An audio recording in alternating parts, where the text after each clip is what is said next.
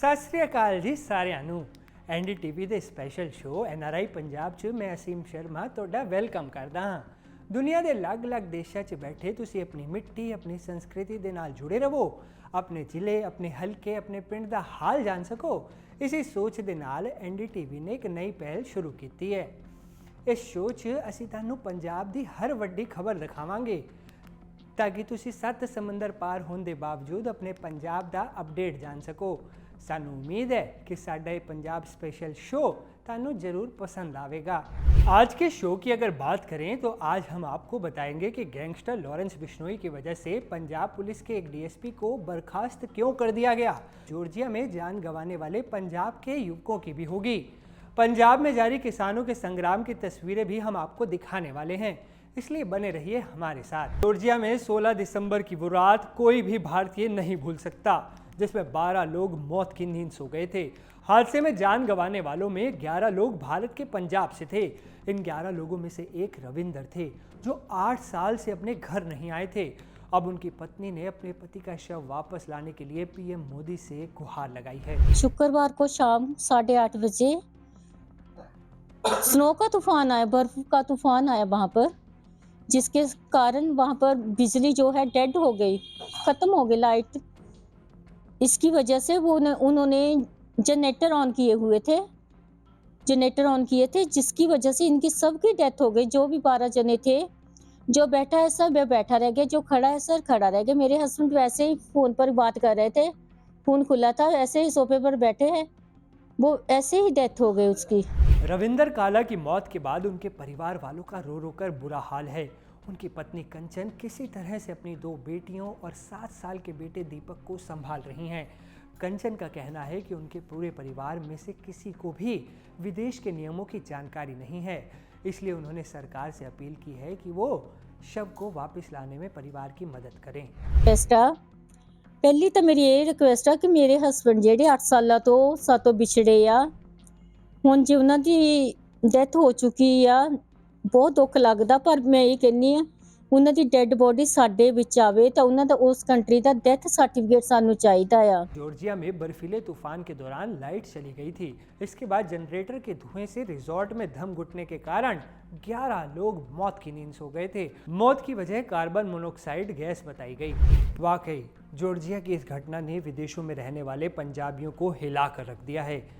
अगली खबर gangster Lawrence Bishnoi और उनकी मदद करने वाले पंजाब पुलिस के डीएसपी गुरशेर सिंह से जुड़ी है। कभी एनकाउंटर स्पेशलिस्ट कहे जाने वाले गुरशेर को अब नौकरी से ही बर्खास्त कर दिया गया है। वजह क्या है, इस रिपोर्ट में देखिए। गैंगस्टर लॉरेंस बिश्नोई को जेल में स्टूडियो जैसी सुविधाएं देकर इंटरव्यू कराने के आरोप में आखिरकार पंजाब पुलिस के डीएसपी गुरशेर सिंह संधू पर गाज गिरी है। एनकाउंटर स्पेशलिस्ट की पहचान वाले डीएसपी संधू को अब पंजाब के डीजीपी ने बर्खास्त कर दिया है। उनके ऊपर लॉरेंस बिश्नोई की मदद करने का आरोप है। जब लॉरेंस बिश्नोई सीआईए खरड़ पुलिस की हिरासत में था तब गुरशेर डीएसपी इन्वेस्टिगेशन थे। इस मामले में पंजाब पुलिस पर गैंगस्टर के साथ सांठगांठ के आरोप लगे थे। इस मामले में पहले भी 7 अधिकारियों को निलंबित किया जा चुका था, लेकिन अब डीएसपी गुरशेर सिंह की बर्खास्तगी बड़ा एक्शन बताई जा रही है। बता दें कि साल 2016 बैच के पीपीएस अधिकारी गुरशेर सिंह संधू पहले बीएसएफ में असिस्टेंट कमांडेंट थे। बीएसएफ की नौकरी छोड़ वो साल 2016 में पंजाब पुलिस के लिए चयनित हुए थे। पंजाब पुलिस में तेज तर्रार डीएसपी संधू अपनी कार्यशैली की वजह से न केवल अधिकारियों के चहेते रहे, बल्कि ताबड़तोड़ एनकाउंटर की वजह से उनकी पहचान एनकाउंटर स्पेशलिस्ट के रूप में भी बन गई थी। लेकिन बतौर डीएसपी उनका पूरा कार्यकाल धीरे धीरे विवादों से घिरता चला गया। मूल रूप से जालंधर के एक अमीर परिवार से संबंध रखने वाले गुरशेर सिंह संधू 2 बेटियों के पिता हैं और खेती बाड़ी की जमीन के अलावा उनका एक खुद का पेट्रोल पंप भी है। अगली खबर भी पंजाब में बढ़ते अपराध से जुड़ी है। पंजाब के अमृतसर जिले में एक पुलिस स्टेशन में हुए धमाके की जिम्मेदारी जर्मनी में बैठे गैंगस्टर ने ली है। बाहरी ताकतें पंजाब में लगातार माहौल बिगाड़ने का काम कर रही हैं। हैरानी की बात है कि बेखौफ गैंगस्टर पंजाब पुलिस को ही टारगेट कर रहे हैं। ये रिपोर्ट देखिए। अमृतसर का इस्लामाबाद थाना मंगलवार सुबह धमाके से दहल गया। ये धमाका इतना बड़ा था कि पुलिस थाने के आसपास मौजूद घरों के कांच के शीशे टूट गए, दीवारों में दरारें पड़ गई और पूरे इलाके में हर कोई सन्न हो गया। सवाल उठा कि पुलिस थाने में बम से धमाका करने की हिमाकत किसने की। पुलिस भी हैरान परेशान थी। हालांकि हमले के कुछ घंटों बाद पंजाब से कई हजार किलोमीटर दूर जर्मनी में बैठे गैंगस्टर जीवन फौजी ने इस हमले की जिम्मेदारी ले ली। इस हमले की जांच के लिए अब सेना की एक टुकड़ी भी थाने में पहुंची है। गैंगस्टर जीवन फौजी हरप्रीत सिंह उर्फ हैप्पी पाशिया का करीबी बताया जाता है। वहीं धमाके के बाद इस्लामाबाद थाने के आसपास रहने वाले लोग डर के साए में जी रहे हैं। इस धमाके ने उनके होश उड़ा दिए हैं। आवाज तो काफी आई, उठ के बह गए। बहुत ज्यादा आई आवाज, बच्चे उठ के बह गए आ अंदर, फोड़वा वो डिग पई। अज वेखो इन्ना को होया, कल चांस ज्यादा भी हो सकदा। टाइम कोई 3 दा करीब दा लग गई है। किन्नी की आवाज आई सी? काफी तेज आवाज। बहुत ज्यादा। अच्छा, ਕਿਹੜਾ ਇਲਾਕਾ ਕਿਹੜਾ ਜੀ? इस्लामाबाद शिव कॉलोनी। ਬੇਟਾ ਤੁਸੀਂ ਵੀ ਸੁਣੀ ਆਵਾਜ਼? ਕਿੰਨੇ ਕੁ ਵਜੇ ਦਾ ਟਾਈਮ ਸੀ? 3 ਵਜੇ। ਹਾਂਜੀ, ਤੇ ਬਹੁਤ ਤੇਜ਼ ਆਵਾਜ਼ ਸੀ। ਅੱਛਾ, ਏਦਾਂ ਲੱਗਾ ਜਿਵੇਂ ਕੋਈ ਚੀਜ਼ ਦੇਖ ਕੇ ਕੱਚ ਟੁੱਟਾ ਹੁੰਦਾ, ਅੱਛਾ, ਇਸ ਤਰ੍ਹਾਂ ਆਵਾਜ਼। ਕਾਫी तेज ਸੀ। ਪਤਾ ਲੱਗਾ ਕਿੱਥੇ ਹੱਥ ਮਾਰਿਆ? ਅਸੀਂ ਦੋਨੇ ऊपर है, बच्चे ਹੋਇਆ ऊपर ਵਾ, है। ਇੱਥੇ ਆਵਾਜ਼ ਆਈ। बता दें कि पंजाब में लगातार क्राइम का ग्राफ बढ़ रहा है और चिंता की बात है कि अब गैंगस्टर सीधा पुलिस स्टेशनों को ही निशाना बना रहे हैं। इससे पहले 4 दिसंबर को मजीठा थाने में ब्लास्ट हुआ था। उस धमाके की जिम्मेदारी भी खालिस्तान समर्थक हैप्पी पाशिया ने ली थी। इससे पहले 28 नवंबर को गुरबख्श चौकी में ब्लास्ट हुआ, तब हैंड ग्रेनेड फेंकने की बात सामने आई थी। 24 नवंबर को अजनाला थाने के बाहर आईईडी लगाया गया, लेकिन वो फटा नहीं था। इसकी जिम्मेदारी भी आतंकी हैप्पी पाशिया और गोपी नवाज शहरिया ने ली थी। वही पुलिस कह रही है कि अपने गैंग के सदस्यों की गिरफ्तारी से विदेशों में बैठे उनके आका बौखला गए हैं, इसलिए अपना दबदबा बनाने के लिए ऐसी हरकतों को अंजाम दे रहे हैं। कमिश्नरेट पुलिस वालों ਅਸੀਂ 10 ਬੰਦੇ ਪਹਿਲਾਂ ਫੜੇ ਸੀ ਔਰ UAPA ਦਾ ਅਨਲੌਫਲ ਐਕਟੀਵਿਟੀਜ਼ ਦੇ ਵਿੱਚ ਉਹਦੇ 'ਚ ਇਹੀ ਜਿਹੜਾ ਮੋਡਿਊਲ ਬਾਰੇ ਆਪਾਂ ਗੱਲ ਕਰ ਰਹੇ ਹਾਂ, ਇਹ ਸਾਰੇ ਵਿੱਚ ਸ਼ਾਮਲ ਸੀਗੇ। ਉਹਦੇ ਨਾਲ ਇਹਨਾਂ ਨੂੰ ਬੜਾ ਵੱਡਾ ਸੈਟਬੈਕ ਲੱਗਿਆ। ਉਸ ਤੋਂ ਬਾਅਦ 2 ਬੰਦੇ ਅਸੀਂ ਹੋਰ ਫੜੇ ਆ ਜੰਡਿਆਲਾ ਗੁਰੂ ਦੇ, ਦੋਨੇ ਭਰਾ ਨੇ। ਇੱਕ ਜੂਵੀਨਾਈਲ ਆ ਲੜਕਾ, ਉਹਦਾ ਨਾਮ ਨਹੀਂ ਆਪਾਂ ਦੱਸੇ, ਦੂਜਾ ਜਸ਼ਨਪ੍ਰੀਤ ਹੈ।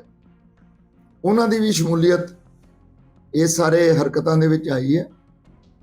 ਉਸੇ ਡੈਸਪਰੇਸ਼ਨ 'ਚ ਬਾਰ-ਬਾਰ ਮੈਨੂੰ ਲੱਗਦਾ ਕਿ ਮੀਡੀਆ ਕੋਲ ਜਾ ਕੇ ਤੇ ਆਪਣੀ ਜਿੱਦਾਂ ਪ੍ਰੈਜ਼ੈਂਸ ਜਾਂ ਹਾਜ਼ਰੀ ਲਵਾਉਣ ਦੀ ਕੋਸ਼ਿਸ਼, ਕਿਉਂਕਿ ਹੁਣ ਸ਼ਿਕੰਜਾ ਕਾਫੀ ਇਹਨਾਂ ਤੇ ਕੱਸਿਆ ਜਾ ਰਿਹਾ ਔਰ ਸਾਡੇ ਕੋਲ ਬੰਦੇ ਨਾਮਜ਼ਦ ਨੇ ਜਿਹੜੇ ਅਸੀਂ ਫੜਨ ਵਾਲੇ बाकी ने। पुलिस स्टेशनों चौकियों पर हमले की वजह चाहे कुछ भी हो, लेकिन ये वाकई पुलिस की कार्रवाई पर भी सवाल खड़े करती है कि आखिर पंजाब में कोई भी गैंगस्टर जब चाहे तब किसी भी पुलिस स्टेशन को क्या बम से उड़ा सकता है और पुलिस को कैसे निशाने पर ले सकता है।